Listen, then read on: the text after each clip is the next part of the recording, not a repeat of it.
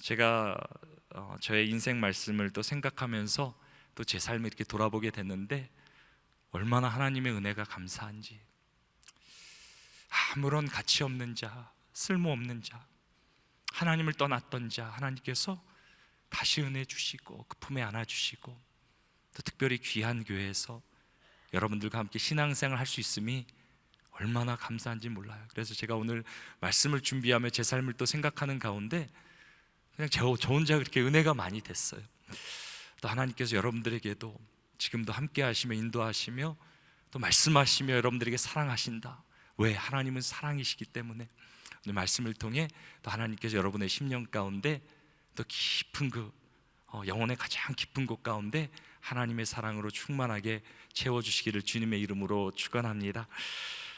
저는 어렸을 때부터 꿈이 과학자였습니다. 제가 유치원 때부터 사람들이 물어보면 너는 꿈이 뭐니 물어보면 저는 그냥 무조건 과학자였어요. 과학자. 저는 그냥 과학자가 좋았어요. 저희 부모님 둘 다 과학 선생님이긴 했어요. 저희 어머님이 화학 선생님이셨고 아버님이 생물 선생님이셨어요. 뭐 그런 영향도 있었겠지만 저는 그냥 과학이 좋았어요. 특별히 이 문제라는 거에 답을 이렇게 도출한다는 것, 해답이 있다는 게 너무 저한테는 좋았어요. 아무리 힘든 문제라도 바른 가설과 공식을 세운다면 반드시 답을 찾을 수 있겠다라는 그런 소망과 확신을 가지고 살았어요. 그래서 제가 학창시절 가장 좋아했던 과목은 과학과 수학이었어요. 뭐 여러분들 가운데 뭐 수포자라고 해서 수학을 포기한 사람들도 있다 그러는데 저는 그렇게 과학과 수학이 좋았어요. 숫자 가지고 이렇게 하고 뭘 관찰하고 거기서 어떤 원리들을 발견, 저는 그것이 너무 좋았어요. 그리고 제가 삶을 접근하는 방법도 비슷했던 것 같아요. 만약에 올바른 계획과 방향만 설정한다면 인생의 어떤 그런 좋은 가설, 또 때로는 어떤 그런 이퀘이션, 포뮬라를 잘 이렇게 가설을 잘 정한다면 정말 열심히 살면 모든 걸 다 이룰 수 있겠다라는 저는 확신을 가지고 있었어요. 정말 우리가 제대로만 인생을 살아가고 설계한다면 행복하게 잘 살 수 있을 거라 그렇게 믿었습니다. 하지만 제가 꿈꿔왔던 그런 이상과는 제 현실은 조금 달랐습니다. 중학교 생물 선생님이었던 저희 아버님께서는 제가 초등학교 1학년 때 뇌출혈로 한순간 쓰러지셨어요. 쓰러지셨는데 버스 앞에 쓰러졌는데 아무도 그것을 발견했음에도 조치를 취하지 않은 거예요. 피가 너무 흘러서 병원에 이미 갔을 때는 가망이 없다라고 이제 장례 준비를 하라고 그렇게 통보를 해주었습니다. 근데 뇌수술 후에 하나님의 은혜로 극적으로 아버님께서 이제 살아나셨어요. 근데 수술 후에도 오랜 기간 누워 계셨어야 됐고 저희 어머님은 그 병간호를 하셔야 됐고 또 회복 후에도 평생 왼쪽을 사용하지 못하시는 장애인으로 사셨어야 됩니다. 저는 철부지 사춘기 시절에 건강한 아버지를 가진 친구들을 부러워했습니다. 제 평생의 꿈이 뭐였냐면 저희 아버지께서 대학교 때 이렇게 농구를 좀 하셨대요. 저는 농구는 아니라도 정말 아버지와 그렇게 같이 시간을 보내고 이렇게 노는 친구들을 보면 너무 그냥 부러웠어요. 나도 한번 저런 아버지가 있었으면 좋았겠다. 저는 평생 힘들게 사신 또 장애인으로 사셨던 아버지를 가지고 있었습니다. 그리고 장애인이셨던 아버지를 제가 좀 마음 가운데 미워했어요. 왜 나의 아버지는 이래야 될까? 제가 중학교 때 일인데요. 제가 방과 후에 이제 집을 이렇게 가고 있는데 멀리서 저희 아버지께서 아들이 온다고 이렇게 절뚝절뚝 이렇게 멀리서 걸어오시는 거예요. 근데 제가 너무 창피한 거예요. 아버지께서 쩔뚝쩔뚝거리고 저를 그래도 반기면서 이렇게 멀리서 오시는데 제가 그래도 몇 번이니까 돌아서 이렇게 집에 왔던 그런 기억이 있어요. 그 당시에는 왜 내가 이런 일을 겪어야 되는지, 나만 불행한 것 같고 다른 사람들은 다 행복한 가정을 이룬 것 같고 이해도 안 되고 용납도 할 수 없었습니다. 그리고 제 마음 가운데 다짐했던 거는 절대 아버지와 같은 저런 연약한 인생, 저런 삶을 살지 않아야겠다 다짐했습니다. 저희 가정이 미국에 이민 온 이유도 아버님 때문이었습니다. 88년도 올림픽 전에는 한국이 아직 장애인들에 대한 인식이 좋지가 않았습니다. 저희 아버지께서 이제 병원에 가셔야 되는데 그 당시 아침에 택시를 타려고 그러면 택시가 태워주질 않았대요. 장애인들을 가장 먼저 치면 재수가 없다고 장애인들이 택시를 타지도 못했던 올림픽 전에 그런 상황이 한국의 상황이었습니다. 제대로 인간다운 삶을 살지 못하니까 아버지께서 친척 있는 LA로 먼저 가셨어요. 그냥 이런 나라에서 도저히 내가 살 수 없겠다. 그리고 이제 한국에 돌아오시지 않겠다 말씀하시는 거예요. 어떻게 해요? 어머님은 먼저 이렇게 계속 교직에 계시면서 생계를 꾸려 나갔고 아버님이 오시지 않겠다 그러니까 저희들은 아버님을 따라 이제 LA에 오게 되었습니다. 근데 아버님은 미국에 오셔서 또 하나님의 부르심을 받으시고 신학을 하셨어요. 그리고 이제 장애인 목회를 하시기 시작했어요. 그러자 저희도 어떻게 해요? 아버지를 도와서 장애인 목회를 함께 섬기게 되었습니다. 장애인 사역을 섬기면서 기쁨도 있었어요. 감사도 있었지만 저희 아버지가 장애인이셨기 때문에 다른 사람들로부터 무시를 당한다라는 그런 느낌을 떨칠 수가 없었어요. 겉으로 표현하지 못했고 내색하지 못했지만 아니 교회에서도 차별이 있고 계층이 있고 겉모습으로 사람을 판단한다라는 어린 생각에 상처를 받았어요. 그리고 어린 나이에 능력을 길러야, 능력을 키워야 교회에서도 무시당하지 않고 인정받을 수 있다라고 그렇게 생각했어요. 그리고 그 능력이란 걸 세상에서 생각해 보니까, 고민해 보니까 결국 제 안에 떠오른 것이 바로 돈이었어요. 돈을 많이 벌어야겠다, 능력을 키워야겠다, 절대 다른 사람들에게 무시당하면 안 되겠다. 왜 그런 생각이 들었는지 모르겠지만 돈이 능력이란 생각이 들었어요. 그래서 제 마음 한구석에 이런 인생 공식을 적어 놓았어요. 돈이 행복이다. 그래서 저는 그때부터 돈을 향해 달려가기 시작했어요. 그리고 만약에 교회를 계속 다녀야 된다면 장로는 돼야겠다는 생각이 들었어요. 왜 그 당시 그렇게 장로님들이 멋지게 굉장히 이렇게 보였는지 몰라요. 부러웠는지. 그리고 제가 절대 되고 싶지 않았던 한 가지는 뭐였냐면 목사는 절대 안 된다고, 내가 평생에 목사는 절대 되지 않으리라. 그래서 제 고등학교 때 꿈이 돈 많은 장로가 되는 게 제 꿈이었어요. 굉장히 소박한 꿈이었는데 저는 그렇게 장로님들이 부러웠어요. 교회에서 존경받고 인정받고 자신의 비즈니스 커리어도 가지면서 나갔던 장로님. 그리고 거기에 비해 저희 아버님은 너무 비교가 돼 보이는 거예요. 교회를 떠나볼 생각도 했어요. 이런 교회에 내가 계속 남아 있어야 되나? 아니, 성경을 보면 뭔가 이렇게 주님이 보이고 사랑이 보이는데 교회만 가면 왠지 이렇게 사랑이 잘 보이지 않는 것 같았어요. 성경에 예수님이 보이는데 교회만 가면 그 사람들의 냄새가 나는 것 같았어요. 근데 교회 나갈 수 없던 이유가 아버지가 장애인 목회자인데 아들까지 교회를 나가면 패밀리 비즈니스에 그런 지장이 있을까봐, 아버님의 사역에 어려움을 당할까봐 제 친구들이 그 당시에 이렇게 교회를 떠날 때도 저는 교회에 남아 있어야 됐습니다. 그러던 제가 이제 대학에 진학하게 되었는데요, 대학에 가다 보니까 새로운 세계가 열렸습니다. 제가 교회에서 이제까지 배웠던 당연하다라고 느꼈던 모든 가치관이 무너지게 되었습니다. 저도 나름 모태신앙으로 교회에서 성경 말씀을 많이 배웠고 리더도 했고 찬양 인도도 하고 했는데 그 당시 모든 교수님들이, 특별히 이공계 이렇게 교수님들이 진화론적 세계관을 가지고 수업을 다 이렇게 가르쳤습니다. 간혹 기독교인 학생들 중에서 창조론을 조금이라도 이렇게 외치면, 주장하면 마치 미개인 같은 취급을 당했어요. 이 시대 가운데 창조론이 뭐냐, 하나님이 뭐냐 그러면서 반박을 하고 때로는 핀잔을 줬어요. 대부분의 그 당시 교수님들은 창조론을 비과학적인 것으로 간주하며 노골적으로 비판했어요. 그리고 저희가 만약에 페이퍼에 창조론에 가는 걸 적으면 무조건 점수를 주지 않았어요.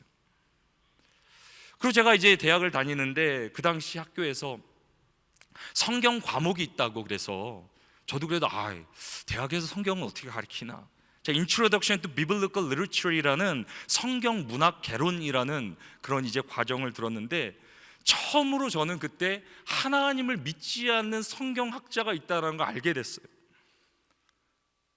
아니, 성경을 하나님의 말씀이 아닌 인간의 관점에서 쪼개고 해석하는 그런 분을 저는 처음 접하게 됐어요.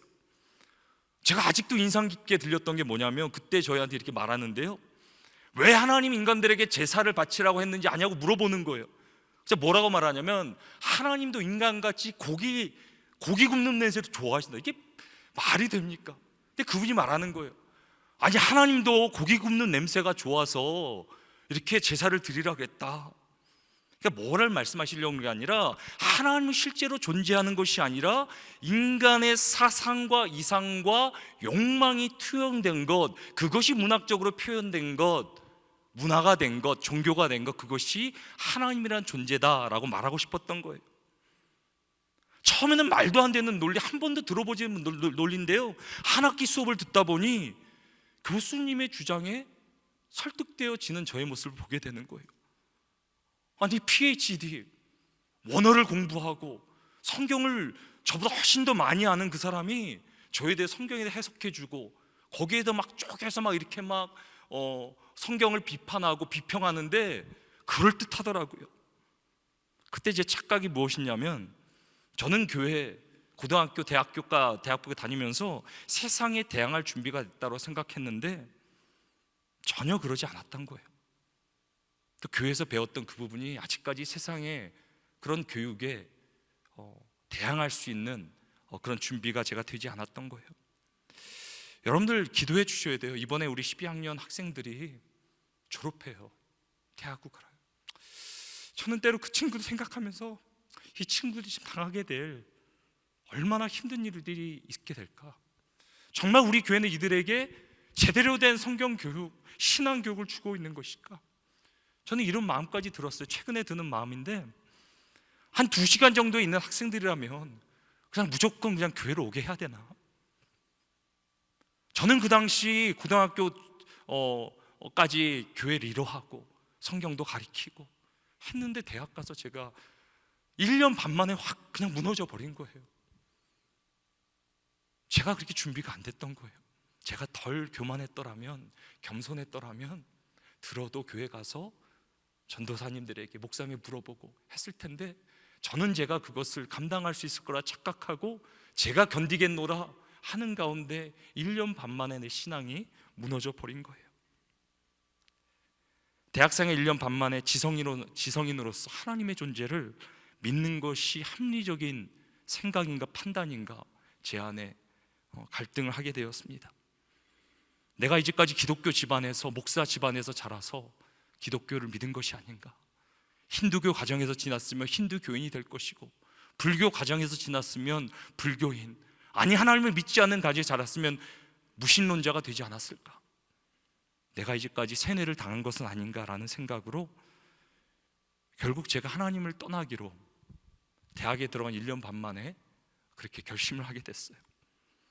이제는 하나님이란 그런 존재가 아니라 자주적인 인간으로 내 힘으로, 노력으로 무언가 해결해 보겠다라는 결단을 내리게 됐어요. 저는 하나님을 떠나면 자유로워질 줄 알았어요. 근데 저에게 2가지 문제가 바로 일어나게 되었습니다. 첫 번째는 죄의 문제였습니다. 아무리 노력하고 해결하려고 해도 제 안에는 죄의 문제가 해결되지 않는 거예요. 그전에는 예수님이 나의 죄를 해결해 주셨다라는 그런 믿음이 있었는데, 이제는 더 이상 내 죄를 해결할 수 있는 방법이 없어진 거예요. 세상의 철학은 계속해서 죄 자체를 부인하라, 부정하라, 네 생각 안에서 일어나는 거다, 문화의 산물이다 말하는데, 제 양심이 그것을 허락하지 않는 거예요. 내 양심이 아는데, 내 죄가 아직도 내 안에 존재하는 걸 아는데 이것을 무시하고 갈 수 없음에도 불구하고 해결할 수 있는 방법도 없는 거예요. 그리고 결과로 말미암아 2번째 제가 당면한 문제는 비관주의입니다. 저는 죄의 문제를 해결할 수 없음을 깨닫고 이제 세상을 비관적으로 보기 시작했습니다. 제 안에는 행복을 갈망하고 싶은 그런 꿈이 있었는데, 이상이 있었는데, 정말 잘 살고 싶었는데 죄로 인해 그 꿈을 이룰 수 없다라는 제 안에 갈등이 일어나기 시작했습니다. 죽을 것 같더라고요. 꿈이 있는데 아무리 생각해도 제가 그 꿈을 이루지 못할 것 같아요. 제 마음간에 갈등이 일어나고요, 분열이 일어나고, 어느 순간인가 이런 인생 살아서 뭐하나, 이미 결정됐는데 만족하지도 못하고 행복하지도 못한 인생 내가 살아서 뭐하나.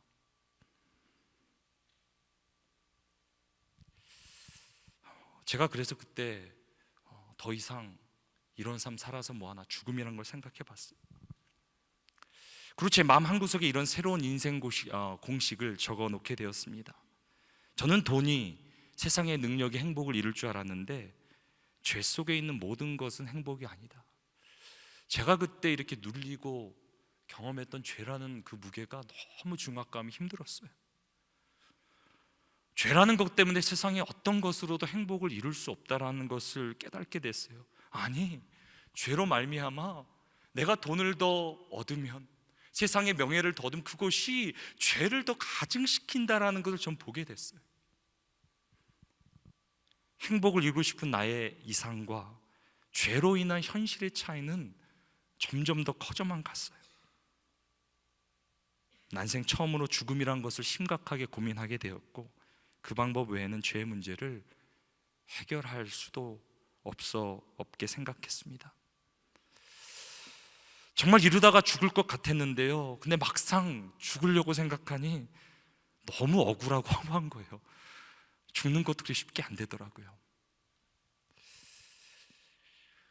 그래서 마지막 힘을 다해 살기 위해 하나님이란 존재를 다시 찾기 시작했습니다. 하나님이 정말 살아계시다면 나를 다시 한번 살려달라고, 이렇게 살다간 정말 죽을 것 같은데 다시 한번 나를 만나달라고, 나를 살려달라고. 그리고 그 당시 어떤 수련회가 하나 있었는데, 다른 사람들은 어떤 목적으로 참석했는지 모르는데요, 저는 실오라기 하나 붙잡는 소망을 가지고 참석해, 하나님, 이 수련회에서 나를 만나 주시지 않으면 내 인생 어떻게 될지 모릅니다. 나도 감당이 되지 않습니다. 하나님 살아계시면 나를 만나달라고, 나를 다시 한번 회복해달라고 간절히 기도하며 수련회에 참석했어요. 근데 참 감사한 게요, 하나님은 저를 기다렸다든지 그 수련회에서 갈망하고 갈급한 저를 만나 주셨어요. 제가 하나님 앞에 얼마나 간구하고 부르짖었는지 몰라요. 얼마나 울었는지 몰라요.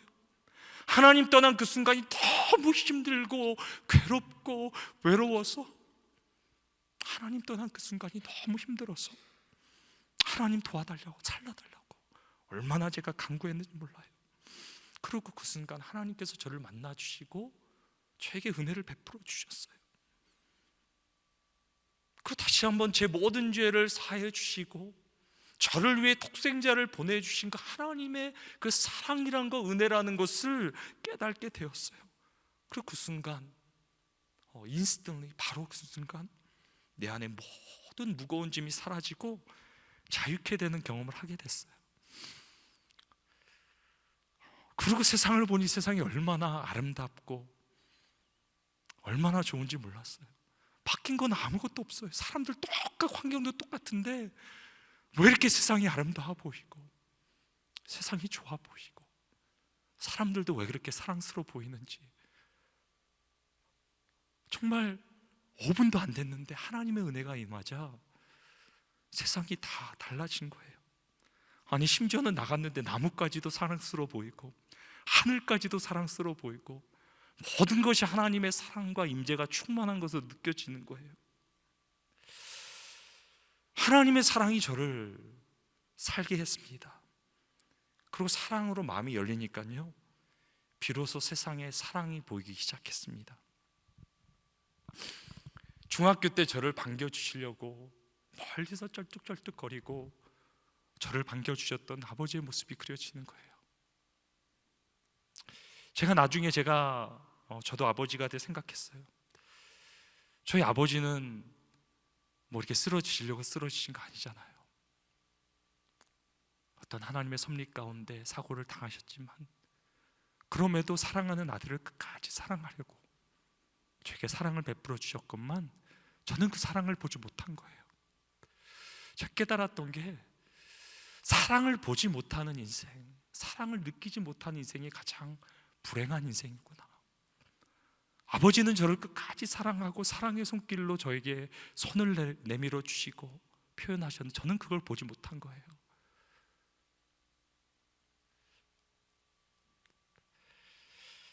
그리고 저를 위해 기도해 주신 어머님의 사랑이 생각나고, 그리고 특별히 부족한 저를 위해서 끝까지 기도해 주신 교회 목사님들, 우리 교회 성도들이 생각나는 거예요. 저는 그때는 아직 미성숙했기 때문에 인생에도 잘 모르잖아요. 어른들의 그런 힘들고 어렵고 컴플렉스한 복잡한 그런 인생 관계들, 왜 어른들은 저렇게 싸우고 왜 저렇게 힘들게 살아갈까? 정말 예수님이 계시기는 한가? 근데 제가 나중에 봤더니 제가 어른이 돼서 성숙해 보니까 제가 그렇게 손가락질했던 그 모습들을 제가 다 하고 있더라고요. 그럼에도 불구하고 나의 연약함을 끌어안고 주님 앞에 날마다 나가 십자가 앞에, 그럼에도 내 인생을 던져 그 은혜를 경험하고 그 은혜를 살고자 노력했던 우리 성도들, 우리 목사님들, 그 모습이 보이더라고요. 그리고 제가 나중에 교회 돌아갔을 때 저를 따뜻하게 맞아주시고 저를 위해 기도해 주셨던 많은 분들이 또 제가 생각나게 되었습니다. 제가 그때 교회의 중요성을 깨달았어요. 아무리 하찮아 보여도요, 교회는 세상의 오직 소망이에요. 세상이 없으면 세상은 하나님을 보지 못해요. 하나님께서 교회를 뭐라고 말씀하십니까? 내가 이 반석 위에 교회를 세우리니 음부의 권세가 이기지 못하리라. 아무리 작은 교회도요, 아무리 하찮아 보여도 그 교회는 예수 그리스도의 피값으로 사신 몸이라 성경은 말해줘요. 그래서 우리는 교회를 존귀하게 여겨야 돼요. 아무리 부족해 보여도 우리는 서로를 존귀하게 여겨야 돼요. 하나님께서 우리를 그렇게 여기시기 때문에 제가 사랑으로 눈이 열리니까 성도들의 사랑, 교회의 사랑이 보이게 되는 거예요. 그래서 제가 그때 제 마음 가운데 새로운 공식을, 인생의 공식을 적어 놓았어요. 사랑이 행복이다. 너무 좋더라고요. 하나님의 사랑을 깨닫고 그 사랑이 보이기 시작하자, 느끼기 시작하자 제 안에 만족이, 행복이 밀려오기 시작했어요. 인간이 행복하지 못한 이유가 무엇입니까? 사랑이 없기 때문입니다. 사랑이 행복입니다. 제가 이 사실을 깨달은 후에 이제 성경을 다시 보기 시작했어요. 제가 왜 그 전에 성경을 안 봤겠습니까? 봤지요. 어렸을 텐데 다시 정말 제가 한자 한자 하나님의 그 사랑의 음성을 듣기 위해 이렇게 말씀을 보는 가운데 요한일서 4장 8절 이 말씀에서 제 시선이 멈추게 되었습니다. 사랑하지 아니하는 자는 하나님을 알지 못하나니 이는 하나님은 사랑이심이라. 하나님은 사랑이십니다. 제가 이전에도 수없이 읽었던 구절인데요, 그날 이 말씀이 저에게 특별하게 다가왔어요. 그리고 제가 세상에 사는 사람들을 제가 생각해 봤어요. 인간의 비극이 무엇입니까? 사랑을 노래하고 사랑을 갈망하고 사랑 때문에 살고 사랑 때문에 죽고, 사랑을 주고 받기도 하지만 사랑을 경험도 하고 사랑을 느끼기도 하지만 인간은 사랑이 아니에요. 인간 스스로는 완전한 사랑을 경험할 수도 없고 만들어낼 수도 없고, 그렇기 때문에 인간 자체로는 행복할 수 없어요. 그것이 인간의 비극이죠. 인간 자체로 스스로 뭔가 사랑을 해보려고 사랑을 갈망하고 노래하고 찾아가지만 세상에는 완전한 사랑이 없는 거예요. 사랑을 느낄 수도 있고 사랑을 내가 갈망하기도 하지만 사랑을 찾지를 못하는 거예요. 만약에 인간에게 신이 필요하다면, 신이 계시다면 그 신은 사랑이셔야 됩니다. 왜? 그것이 인간이 결핍하고 있는 것이기 때문에. 하지만 세상의 모든 종교가 주장하는 것이 무엇입니까? 모든 종교 다 인간의 노력과 열심을 요구합니다. 인간이 열심히 노력하면, 열심히만 하면 구원의 길을 얻을 수 있다, 모든 종교는 말하고 있어요. 근데 성경은 달라요. 저는 처음에 성경을 오해했어요. 성경에 나온 하나님이 너무나 나약해 보이고 너무나 약해 빠져 보였어요. 아니, 어떻게 하나님이란 존재가, 전능하신 그분이 죄인된 인간을 위해 종의 모습으로 찾아오셔서 인간을 위해 죽을 수 있습니까? 어떻게 저런 분이 전능하신 하나님이라고 말할 수 있습니까? 근데 하나님께서 우리 가운데 말씀하세요. 하나님은 사랑이시라. 사랑이시라. 만약에 정말 하나님이 사랑이시라면 저는 이 하나님이 맞다라고 좀 믿었어요. 정말 하나님이 사랑이시라면 어떤 분이실까? 자신의 죄를 해결할 수도 없는 인간들에게 노력과 열심으로 해결해보려고 말하는 하나님이실까? 정말 하나님이 사랑이시라면 자신을 희생해서 자신을 죽이고 내가 만든 피조물을 구원하시기 위해 이 땅에 오시는 그 하나님이 있다면 그 하나님이 정말 사랑이시겠다라는 확신이 들었어요.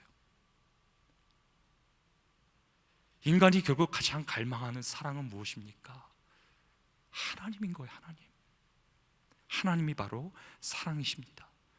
그래서 인생 가운데 하나님이 들어오실 때 비로소 완전한 사랑을 깨닫고 인간 가운데 행복이라는 공식이 성립되는 것입니다. 그래서 마지막으로 저는 제 마음 가운데 이런 인생의 공식을 적어 보았어요. 하나님은 사랑이십니다. 그래서 하나님 안에 있는 인생이 바로 행복이라라고 제 안에 이렇게 적어놨어요. 사랑이란 그 자체가 관계를 의미합니다. 그래서 하나님은 어떤 분이세요? 성부와 성자와 성령, 영원부터 삼위일체로 사랑으로 존재하시는 분이세요. 그래서 하나님 그 존재 자체가 사랑이세요. 하나님은 사랑이세요. 그리고 그 하나님의 형상대로 인간을 남자와 여자로 만드셨다. 우리를 공동체적인 하나님과 똑같은 그런 존재로 만드세요. 근데 문제는 뭐예요? 우리는 사랑이 아니에요. 그래서 우리 가운데 행복을 누릴 수 있는, 온전함을 누릴 오직 방법은 뭐예요? 사랑이신 그 하나님 안에 거할 때 우리는 사랑을 누릴 수 있는 것입니다. 이것이 행복이란 거예요. 세상은 행복을 찾지만 완전한 사랑을 경험하기 전 절대로 행복하지 못하는 거예요. 제가 이런 관점으로 세상을 보기 시작하니까 모든 것이 사랑이고 하나님의 그런 손길이 있음을 보게 되었습니다. 제가 사실 그때까지는 저희 아버님을 좀 이렇게 마음 가운데 좀 미워도 하고 내 인생에 왜 그런 생각도 있었는데, 제가 하나님의 사랑을 깨닫고 나니까 제 관점이 바뀌었어요. 저희 아버님께서 이제 장례식 때 이제 돌아가셔서 많은 분들이 오셨는데요, 제가 아직도 이렇게 잊혀지지 않는 게 몇 분들이 저를 찾아오셨어요. 제가 그 당시 케니, 영어 이름 케니인데, 케니야 너희 아버지 정말 훌륭하신 분이야. 진짜 목회자야. 내가 멀리서 보니까 쩔뚝쩔뚝 거리면서 나한테 오는데 내가 저 사람을 도와줘야 될 것 같은데 그 장애인 목사가 내 손을 잡고 기도해 주더라. 간절히 기도해 주더라. 내가 기도받고 감동이 됐어. 너희 아버지 참 좋은 분이시죠. 정말 목회자야. 제가 그런 말을 여러분들한테 들었어요. 제가 그때 사역이라는 걸 깨달았어요. 사역은 그저 어떻게 멋있게 화려하게 비춰지는 게 아니라 정말 나의 전부를 다해 다른 사람을 사랑해주고 기도해주고 권면해주고, 그것이 목회구나. 그것이 목회구나. 저는 저희 아버지를 통해 목회를 배웠어요. 평생 저는 아버지를 따라갈 거예요. 저에게 가장 존경하는 목회자가 누구냐 물어보면 저는 두말 없이 저희 아버님이라. 저희 아버님이 마지막 이렇게 육성으로 설교가 이렇게 녹음해야 되자 나중에 한번 듣게 됐는데 아버님이 그런 말씀하시더라고요. 평생을 걷는 것이 쌀 한 가마니 이렇게 지고 걸어가는 것 같은 그런 힘듦이 있었다. 그렇게 힘든 그럼에도 불구하고 사람들을 찾아다니며 손잡아 주시고 기도해 주시고 위로해 주시고, 사람들은 저희 아버지가 위로가 필요하고 도움이 필요하다 했지만 그게 아니라 나를 희생해 다른 사람을 섬기고 사랑하는 것, 그게 목회구나. 그게 목회구나.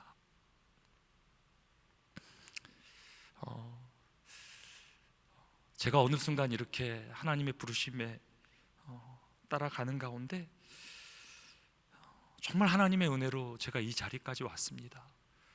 근데 제가 목회자로 헌신한 것은 어떤 자리에 있고자 하는 것이 아니라 저희 아버지의 길을 따라 힘들고 어려운 분들 한 분이라도 더 손잡아 드리고 위로할 수 있다면, 저는 그거 하나 붙들고 저는 목회자가 됐어요. 제가 어떻게 누가 돈을 주지 않아도 그렇게 살면 저는 정말 인생을 행복하게 살 것이라 그런 제 안에 확신이 있었어요. 그 하나님 붙들고 여기까지 왔는데 이런 자리까지 인도해 주신 것이 저는 너무 감사한 거예요. 그 평생 하나님의 은혜를 어떻게 갚아야 될까? 내 전부를 다해도 갚지 못한 하나님께서는 더 큰 은혜로, 더 큰 부르심으로, 인도하심으로 저를 인도해 주신 것을 보게 됩니다. 저는 그래서 지금도 계속 고민은 이거예요. 인간의 어떤 그런 모임이기 때문에, 교회도 어떤 구조기 때문에 분명히 제가 해야 되는 어떤 리더십의 부분들이 있어요. 하지만 제가 저희 아버지를 생각하며 하나님이 저를 부르신 거 부르심을 생각하며 사랑의 능력이다. 사랑의 능력이다. 사랑을 잃어버리면 그것은 교회의 본질 자체가 상실되는 것이다. 우리 충현성교가 이 땅에 존재한다면 날마다 하나님 사랑, 하나님의 사랑을 경험하고 우리가 서로를 내 몸과 같이 사랑할 수 있다면 그것이 천국 아니겠습니까? 우리가 그렇게 살 수 있다면 세상이 우리를 보고 정말 예수 그리스도의 제자라고 우리를 통해 예수 그리스도를 증거하지 않겠습니까? 저는 그런 교회를 한번 해보고 싶은 거예요. 부족하고 연약하지만 정말 우리 충현성교회가 예수 그리스도를 이 땅에 증거할 수 있는 교회를, 열방 가운데 그 사랑을 전할 수 있는 교회로 한번 하나님 허락하시면 그렇게 함께 섬겨보고 싶은 거예요. 우리 충현성교교회 성도 여러분, 우리 다른 거 붙들지 말자고요. 우리를 위해 전부를 내어주신 하나님 붙들고 우리가 서로를 사랑하는 가운데 하나님께서 우리를 통해 영광 받아주시고 우리를 보는 모든 사람들이 예수 그리스도를 보게 될 줄로 믿습니다. 우리 마지막으로 요한일서 4장 7절 말씀 우리 같이 한번 읽어보도록 하겠습니다. 우리 마음에 새기는 마음으로 우리 같이 한번 읽겠습니다. 사랑하는 자들아, 우리가 서로 사랑하자. 사랑은 하나님께 속한 것이니 사랑하는 자마다 하나님으로부터 나서 하나님을 알고 사랑하지 아니하는 자는 하나님을 알지 못하나니 이는 하나님은 사랑이심이라. 사랑하지 아니하는 자는 하나님을 알지 못한다고, 이는 하나님은 사랑이시라고 말씀하시는데요, 우리 여러분들 평생에 여러분들 가정 또 교회 우리 구역에서 우리가 하나님을 아는 사람들 아닙니까? 하나님의 사랑을 경험하지 않았습니까? 부족해도 연약해도 끝까지 그 사랑 붙들고 사랑하는 가운데 그 사랑으로 하나님 주시는 충만한 행복을 누리게 되기를 주님의 이름으로 축원합니다.